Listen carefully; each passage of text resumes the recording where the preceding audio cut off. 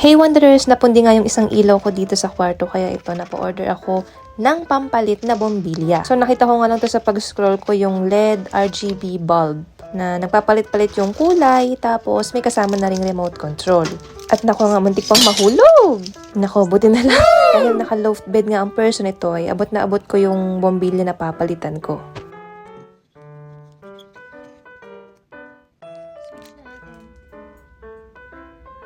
Oh, bongga, parang may pa-party-party dito sa room. Char! Dito nga ay makikita niyo yung iba't ibang colors nito like red, green, blue, and white. At sa baba nga ng buttons sa mga kulay na ito ay meron pang 12 other colors. O, di ba isang bumbilya lang, napakarami ng kulay na pwedeng pagpilian. Pipili ka na nga lang ng kulay na gusto mo depende sa mood mo ngayong araw. May mga pa-effect din ito like smooth, fade, strobe, at flash. And wait, there's more. Pwede mo rin i-adjust ang brightness nito. I-press mo nga lang yung arrow up para madagdagan yung liwanag at arrow down naman kung gusto mo naman itong bawasan. Sobrang na-impress talaga ako sa bulb na ito and kung tinatamad naman kayo mag-switch off nito, nako, dito nyo na lang pindutin sa remote. Pwede nyo na lang i-on and off din dito.